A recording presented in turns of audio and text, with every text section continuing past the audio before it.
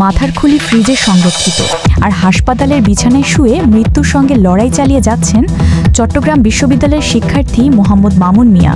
31 August বিশ্ববিদ্যালয়ের শিক্ষার্থীদের সঙ্গে স্থানীয়দের ব্যাপক সংঘর্ষে দেশীয় অস্ত্রের আঘাতে গুরুতর আহত হন তিনি।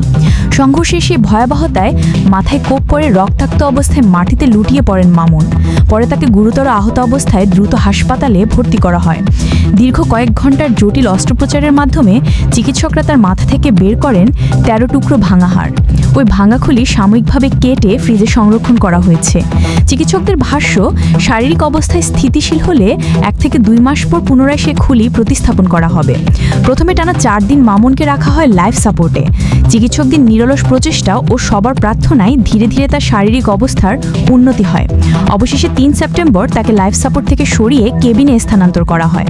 তবে এখনও তিনি নানা জটিলতায় ভুগছেন। মাথায় গভীর জখম ছাড়াও তার নাক ও মুখ দিয়ে রক্তক্ষরণ হচ্ছে। কানের পর্দা ফেটে গেছে আর মস্তিষ্কে জমাট বেঁধেছে রক্ত।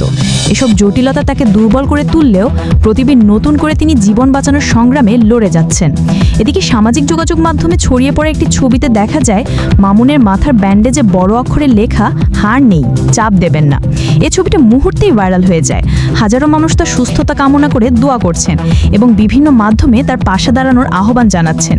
চট্টগ্রাম বিশ্ববিদ্যালয়ে এই তরুণ শিক্ষার্থীর জীবন বাঁচাতে চিকিৎসকরা নিরলস চেষ্টা চালাচ্ছেন। পরিবার ও সহপাঠীরা প্রতিদিন হাসপাতালের বারান্দায় অপেক্ষা করছেন প্রিয় মানুষটির সুস্থতার জন্য। সকলের একটাই প্রার্থনা, মামুন যেন দ্রুত সুস্থ হয়ে আবার ক্যাম্পাসের ক্লাসরুমে ফিরতে পারেন আর স্বাভাবিক জীবনে ফিরে আসতে পারেন আগের মতো। সুমাইয়া জান্নাত, জিএম টেলিভিশন।